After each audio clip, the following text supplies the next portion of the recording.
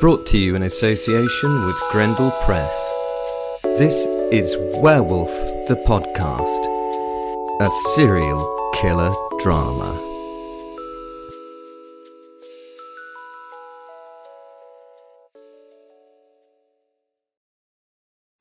Welcome to Werewolf the Podcast. Last episode I had a very long rant about humans as a species. I'm really sorry about that. I would like to say it's not going to happen again, but I'm afraid I'm going to carry on in this episode. If you don't want to hear more of that nonsense, then just move on to the next one. If you do want to hear more of this nonsense, then just carry on and listen. So, the homos began to produce fictions in which they could place their faith and get their meaning. This was okay when the information that you were being fed was very limited, when the information was constructed by those around you to be accepted by those around you only. You heard about your religion or myths, and you held on to them as being the truth, and in them you would find the meaning in life that you need. And when I say homos, I mean Homo sapiens. You just cannot accept that basically you are nothing special. You will die, and that will be the end. My memories will be passed on to my posit. I will live on in his mind. I am in this manner immortal. In modern times you have no meaning or any goal, no reason for existence. You just exist. The little tribe that once was would share the same language and the same stories. The tribe in the next valley, well, they would probably have different languages and different sets of beliefs. You had limited information on the world, and it all made sense. There were no conflicting viewpoints, and those that did have conflicting viewpoints would be few and not accepted in that society. The drawback on the storytelling now is that you're deluged in conflicting information. There have been some 3,000 and odd stupid made-up religions that you've constructed, so which one is the right one? Are you so lucky that you just happen to be born in the correct place with the correct God? Societal constructs have been created that you follow, but these also differ depending on place or viewpoint. With the massive information that we have at our fingertips now, literally with the internet, what do you put your faith in to get meaning in your life? In what do you believe? It is leaving the modern person lost and going through existential crisis. How pathetic that you need meaning in your life. You need to consider the essence of human existence, even though we already know there is very little we can do and will know about it. You will, or should, unless very stupid, realise that life has no ultimate purpose or answers. That deluge of information pours over you and makes you realise how the world is full of contradictions and that the world's chaotic and undefinable. This leads to your species feeling alienation and hopelessness, which in essence they should. Hope is a taught thing to you. It in itself is nonsense that needs to be removed from our system. Hope is a joke. The religions and myths no longer fulfill the need to find meaning and purpose in your life. Knowing that this or are these gods sat in the sky overlooking you and were helping you as parental figures offered you some comfort and a narrative. The idea of an afterlife allowed you to consider that in reality you will not die, that your soul will continue in its journey onwards. This is no longer the case. With the rise of nihilistic philosophers, we realise that life is this. Just this time on earth. Then that's it. In the last 200 years, things have changed as the information available has changed. We are now sceptical of any belief system that has been the accepted norm in the past. Religion, hopefully, having hope, is dying out. It is dying out. Slowly but efficiently. As Nietzsche said, God is dead, yet his shadow still wavers on the wall, disturbing the steps forward that could be made without him. We've gone beyond believing the stories that we are told. The narratives of our ancestors can be now easily dismissed. What pisses me off with your religious narratives is that what you do is you search your ancient rule books for sections that fit the modern zeitgeist. You don't follow the rules as they were meant to be followed. You look at the acceptable modern narrative. At the moment, it is liberal humanist. It's a liberal humanist story. And you can scan through your books to try to find the pieces of your religious trope that can be manipulated into fitting them in context. Bag of shit, in my opinion. Look at marriage in the Bible. It is linked to ownership of the woman. You own your partner, and also it can only be a woman that you own. Literally. Yet what we have done is we have now ignored this as something that we believe because it does not fit into the modern equality context. That is the modern viewpoint of most. So we ignore it. And if you can do that with marriage, then why do we have to follow any of the nonsense laid down in that good book? Got a tattoo?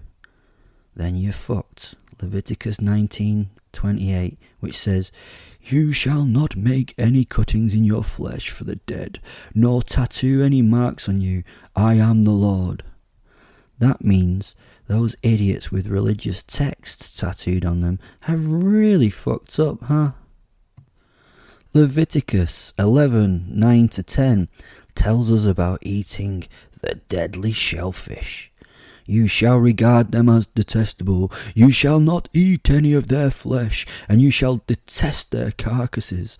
Everything in the waters that has not fins and scales is detestable to you. Yet, Christians eat prawns and lobster. Another big mistake. In fact, the mention of not eating seafood is mentioned more frequently than the homosexuality that they detest. You are not allowed to wear cotton and linen at the same time as a Christian. What? You need to find other ways to fulfill the finding of your role in life. Narratives clash with the logic of the scientific method. That is now where we focus, but it becomes complicated. The stories are not warm and comfy. They are cold narratives that show that the world does not care for you and that you were not created for any reason apart from the fact that you are a chemical reaction in a pathway. As I said, you're not very special. You are only a piece of nature's natural puzzle, and you are actually a blight, a plague that will eventually bring your own destruction unless I get there first. Science is the best way to understand the universe, but there is no father figure standing over it in control of what is happening. It is just happening. Also, science changes as theories develop and are tested and fail. On top of this, scientific findings can be processed in a way to give a number of meanings and can be turned and tuned into a number of results, often just to suit a person's needs. Why would we care about this cold, unthinking, logically created, mathematically based science? It does not care for us.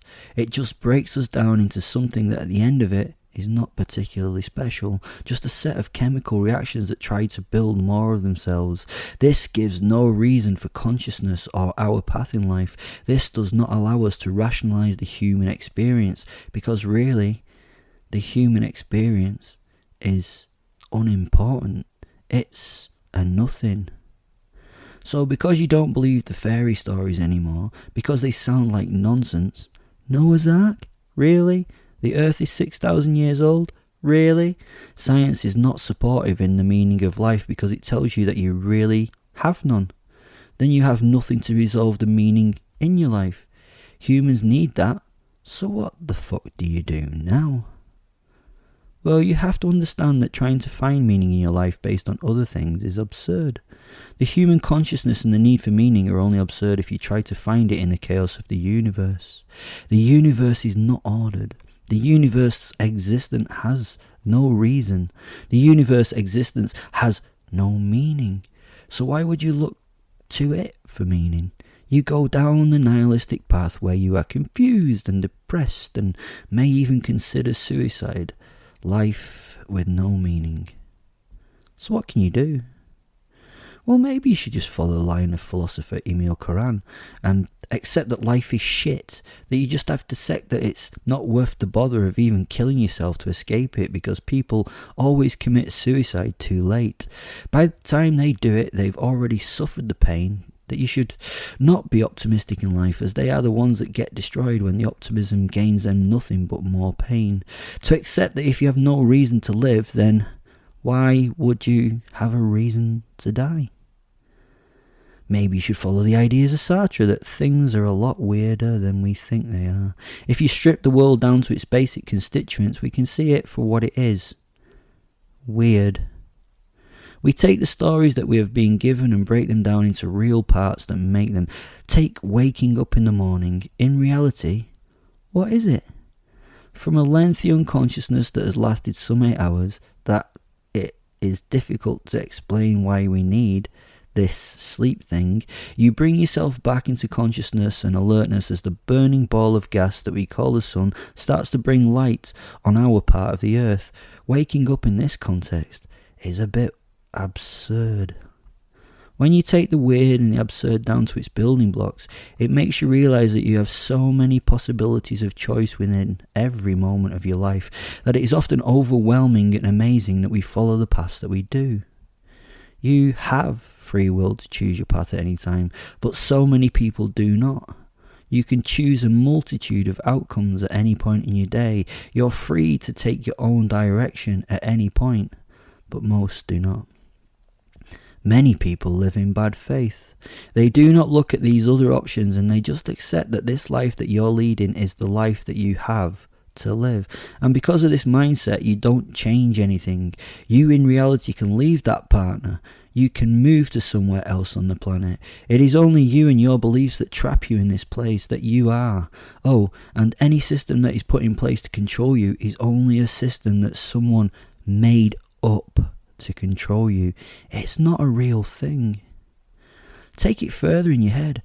Why did I marry this person and not this person? Why did I end up living here in London and not Tokyo? Why do I work as an accountant and actually identify myself as an accountant? What makes me happy? What's my purpose in life? What happens when I die? I spit on the word happy. Fucking happy. You were born out of suffering and you always will. It's all so confusing for your little minds. Think about your brain. It's got all the chemicals there to make you happy all the time. It's got the dopamine and it's got the serotonin. Oh, but will it give it to you? Oh no, it fucking won't. Your brain is a cunt. Anyway, back to our confusing little minds. Let's take this still further and look at what society is doing to you as well. What the government is doing to you, and you are letting it. In the past, you were part of a tribe or a large family. This was your support base and you needed them to live in many ways. If you were ill, they would help. If you were threatened, they would protect you. When you got old, they would feed you and look after you.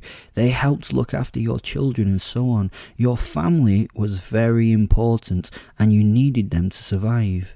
Here at this level, socialism worked. What did I say? Socialism? That worked or works? Well, here is a controversial thought, if you've not noticed me having some already. This is probably why we form ourselves into tribes that we call friendship groups, gangs, fraternities, etc. We will just refer to them as clubs for easiness' sake. Why are these clubs invented?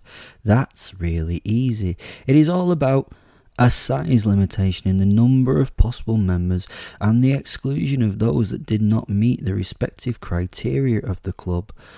Clubs out there that have each other's backs in many different ways. They have a socialist theme in them, that they protect each other at the cost of those that are outside their group. So at the highest level of using the capitalist doctrine, we see something like the Bilderberg Group. Hold your horses right there. You might be thinking at this point, does the Bilderberg Group actually have a socialist doctrine? Oh, and if you've no idea who the Bilderberg Group are, then the Bilderberg Group are doing a very good job. You should know who is really running things in our society, and it is really very rich people of the world.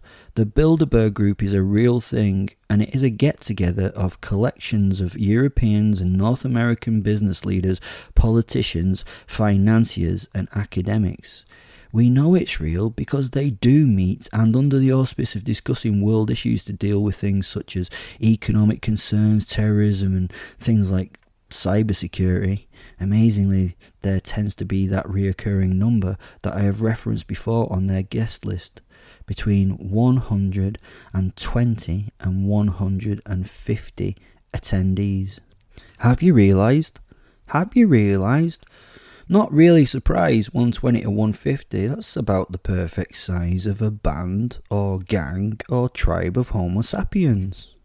The conspiracy theorists, who are right in this case, assert that they are plotting to gain global domination. Well, they're not correct because these guys are not working towards, but do have global domination, and they look after each other. They really do. They are all getting a part of the bigger pie. That pie is the world. And they sit and discuss the best way in which to suit their prospective wants and needs. Let's take a step lower down the capitalist pecking order, or maybe several steps lower down, and look at a bank like Goldman Sachs. They appear from the outside to be an aggressive model of capitalism's success, but on the inside of the business, there is socialism in action. The partnership system that governs the internal workings of the company means that they all stand and support each other's needs. So we see that socialism does work, but it is due to scale that it stops working. When a club, let's say, gets to a certain size, the socialist rules stop working and the idea of doing the best for yourself seems to come into action.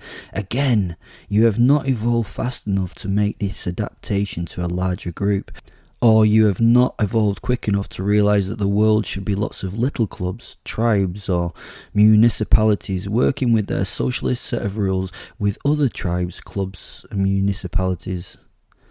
Socialism can work when scaled correctly, and that is what we've lost due to the boom of population. We like to think that we can be ethical and treat everyone in a similar manner.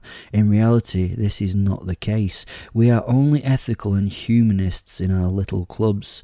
When we as a club become overpopulated, then people fight for their own interests and not the interests of others, unless you're a psychopath.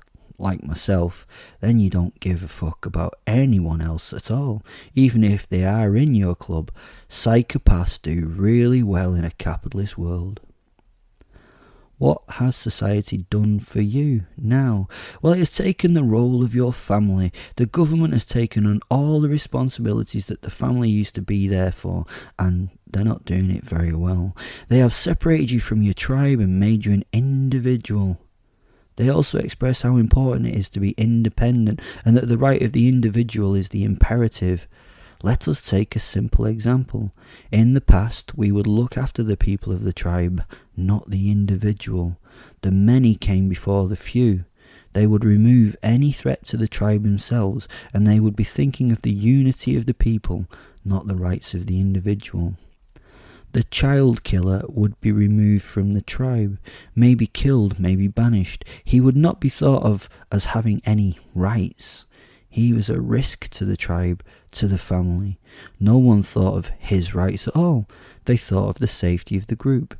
In this day and age, we have the opposite kind of strategies. We have human rights, meaning that the individual is valued, that their needs are put first, that these people can be treated and helped and brought back into society. The group is secondary in its needs. The government has become your parent and your carer. You are lonely and have been made so on purpose. The needs of the many have been replaced by the rights through libertarianism and humanistic thoughts of the individual. Society is fucked by the stories that we tell each other. Well done, you fucking losers. Let's carry on. It was not the realization of the poor and the impoverished that ended empires and civilizations for you people. They did not rise and take back the power from their betters. It was just that in the short amount of time you had adapted to farming and being able to produce large cities and towns, that in fact you were unable to effectively evolve the necessary skills to work together in huge numbers. Groups of 150, again that number, functioned excellently, but as the numbers grew higher than that, the ability for society to function became impossible without the application of bullshit. The fall of empires was often been down to their size and their lack of effective communication. The ability to communicate and the ability for the population to work together became impossible with too many people. That is why you struggle so. That is why you break off into factions and groups, and that is why eventually things fuck up for you and mass murder and genocide occur. Systems collapse and empires break down. You rely on myths, religion and political systems to bring large numbers of humans together, and the way that your society worked was not to bring about the cooperation of the masses, but to oppress them and then exploit them. The ruling classes started to demand taxes. These would take the money from the poor farmers that made up about 90% of the population and use that tax to fund the lives, luxury and protection of the elites' standing and standard of living. Myths and religions would protect the elite classes. Let us look at one societal model for our past, a code based on what the gods ordered, similar to the laid down in Christian Bible but preceding in that nonsense by a few centuries. There was a king of an empire. You could tell he was a king because he was a descendant of the gods, or so he told his society. He might have even believed it. His name was Hammurabi, and he ruled across Mesopotamia about 1800 years before that Christ character arrived. In 1771 BC, this son of a god, Snigger, he set down a code for the people to live by in some 282 laws. These laws are really not a set of laws per se, but a list of enactments that should be followed if certain situations arose. They address specific cases like happenings in marriage, slavery and inheritance. They also vary in harshness with differences in gender and social status, and they're fucking made up. All of it is made up. But if the people accepted their status in life, from the slave upwards to the superior man and then to the divine royal family, then the whole system could bring about success in the way of feeding and supporting its flourishing population and in the empire's expansion into other areas. These were the first retaliatory laws that we know of, and had one frequently cited law that would go on to the Old Testament: an eye for an eye, a tooth for a tooth. Yeah, all that good old nasty shit with proper outcomes to you and your general fuck-ups. The punishments were often barbaric to the minds of you modern humans, but they seem pretty fair to me. If you are going to make shit up, then at least have the guts to be vicious fucks when applying those rules. I do admire the bit of Mr. Mesopotamia's laws. They were also part of the first law-based system that had the presumption of innocence until proven otherwise, not like my own laws that are based on the fact that everyone's guilty. Oh, and it even established a minimum wage, giving the specific jobs and how much they should be paid. How's that for modern thinking? My favourite part, and the one bit that should continue into the modern era, is that if they could not establish innocence or guilt, then the individual would be subject to trial by ordeal. Jump in the river. If you live, you're innocent, and you win all the other person's lands. If you die, he gets them, and you're dead. I love that shit. Oh, and a lot of laws are punishable by death sentence, which is particularly awesome. Here we go with some of my favourite rules of Hammurabi. 129. If a man's wife be surprised in flagranti delicto with another man, I think that means fucking him, both shall be tied up and thrown into the water, but the husband may pardon his wife and the king his slaves. 132. If a builder builds a house for someone and does not construct it properly, and the house which he built falls in and kills its owner, then the builder shall be put to death. Oh, that'd be great in the modern times. 257. If anyone hires a field labourer, he shall pay him 8 gur of corn per year. 157. If anyone be guilty of incest with his mother after his father, both shall be burned. Some excellent rules and punishments there. This set of rules was provided by the gods so that the strong could not oppress the weak. Bullshit. It was handed down to Hammurabi so that he could stop the evil and the wicked getting ahead. Brilliant thinking on some liar's point. It only had a huge slant to those powerful positions, but God wanted the people to be all protected. What a good God. He is thinking of all those lowly souls, but focusing obviously on the most important in the hierarchy.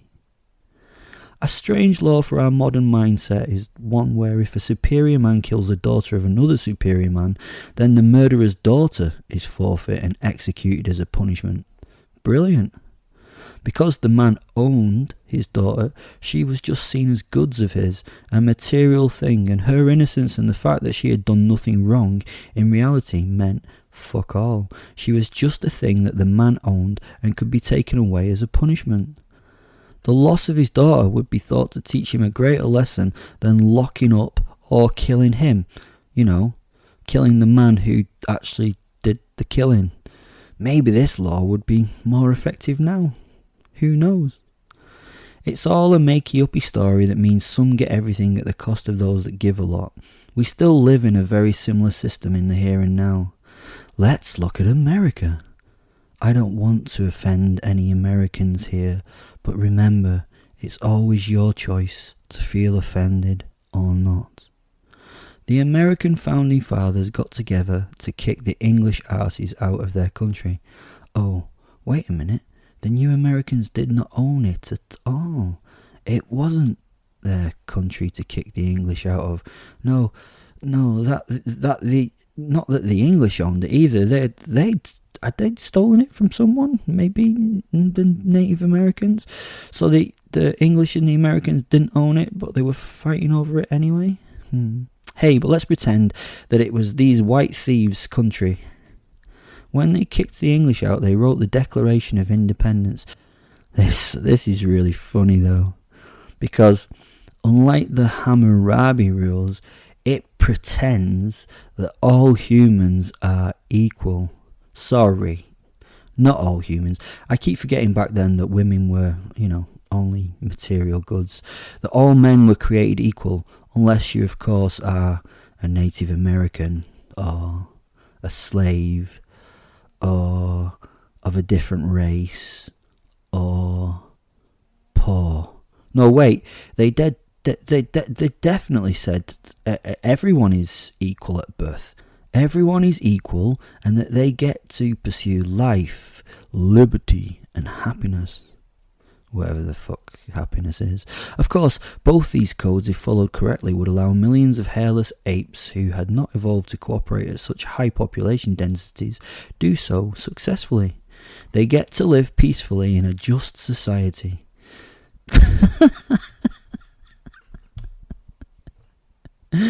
You actually fall for this shit, and you continue to fall for this shit. At least Hammurabi had it right that all humans are not equal. You really aren't, and he didn't try to hide the fact in stupid so-called ineffable rights handed down by God. The thing that makes this more amusing to me is that the Americans would look at that system that Hammurabi uses and say that theirs is better. They would make the argument that we are all equal under the eyes of God. Maybe it's getting more that way these days. Maybe we are equal under the eyes of God, my silly reader. But Hammurabi did not hide the fact that people have different inherent value. What am I trying to say? Well, in reality, I'm just trying to put across that all these human rights, this moralisation, equality and other made-uppy bollocks are not real. You made them up. He also did it with a slant to those that deserve the best, the elites. What pisses me off is that brave warrior, that marine walking into Basra or Kabul to fight for his country, that man willing to lay his life on the line to fight for the rights of the people of his country. He thinks he is protecting those people by upholding the Constitution. He's being lied to. He's not doing that. Not in most cases. Not in 90% of cases. They are being conned into risking their lives for something else. Cheaper oil maybe, or some other utter bollocks. Always amazes me that the Americans and their pet England went into Iraq because they might have had weapons of mass destruction. If that was the case, why do we not attack places we know that have them and have even madder bastards controlling them, like maybe North Korea or Russia? Oh wait, maybe, you couldn't beat Russia, or maybe they don't have the massive energy reserves we need, or maybe I'm just a malicious dick. I hate the idea of equality or equanimity or whatever bollocks you call it. All that Christian nonsense about the souls of people all being equal in the eyes of the Lord. It's utter shite. You're not equal in any way to another being. You are either better as a totality or have different areas in which you both are better than others. Honestly, this equality thing gets me really down. We all know that we are better than others and that I am the best, don't we? Again, you're making shit up that makes you feel good about stuff. You can look at life in two ways, even though they are both wrong, because you are making them up. The hierarchy and the idea of equality are complete bollocks. Although there is a natural hierarchy of beings, it just does not follow the path that you made up. For a start, the thing is, you were not created at any point by any supreme being. It was all about evolution. Yeah, I know you nutcases out there are rallying to the religious banner right now, but being honest, you are just plain wrong. The thing about evolution is that it's based on the difference between organisms. Yeah, the differences between organisms. So the selection of those organisms can take place. Those differences that then are successful can then be passed on to the next generation as little changes that can be selected for. There has to be a difference. Your DNA is full of small differences that set you apart from other humans. So at the base level, you are different. These differences in your DNA give you many variations in your mental and physical capacity. You aren't equal. You can't say that people are equal either in society or even in a democracy. They are not. You pretend they are because you think that it will help the function of society. You can also say that the people in a hierarchy are different in the forms that we put on them. A slave and a master may not be different in strict manners. Masters are not always blessed with greater intelligence than the slaves. Masters are not always stronger than the slaves. In reality, the differences in the whole population will be spread across the bell curves of reality. You have been categorized by the principles that have been created in people's heads, not in apparent biological differences. It's all weird that we work in systems that we've made up, and as long as the majority accept it, just accept it and work within society's rule sets. You do not even have to believe in the system that you are using, but as long as the majority do and impose it on all, then it will function. You are educated throughout life to have those made-up ideas blend into the reality of facts. Gravity exists. Maybe we can't explain it, but gravity exists. Everyone can understand that is a fact. Capitalism exists because everyone and the stories tell you that it does. Capitalism, unlike gravity, does not really exist. It is made up, but you tell the youngsters that it's real, and that is how it exists. Santa Claus does not exist. A big sorry to those who believe otherwise and those mad cunts who know he does. He does not exist. He is a story made up for children. Children believe that he exists and that this lovely red-wearing man, because of Coca-Cola, has lists of naughty and nice and treats them respectively. Can you imagine the horror and the stress that may be set up in this child? In the future, the poor little bastard has their dreams crushed, either by the guilt-ridden or uncaring parent, or the peers at school. Santa Claus isn't real. The child learns that mum and dad, if they have them, lucky bastards, lied to them and thought that it was okay. We lie to children as part of their everyday education. And that's what happens to you. Mum and dad are equivalated by the rich and the government. They tell you those lies as though they are telling them to children.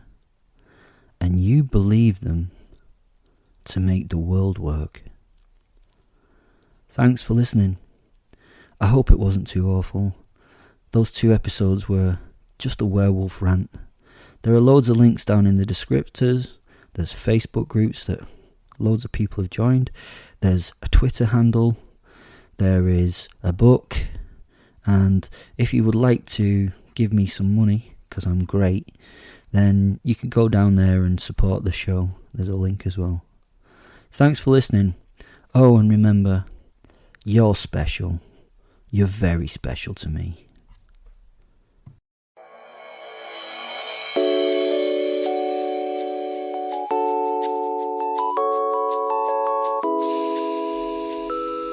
Brought to you in association with Grendel Press. This is Werewolf the Podcast, a serial killer drama.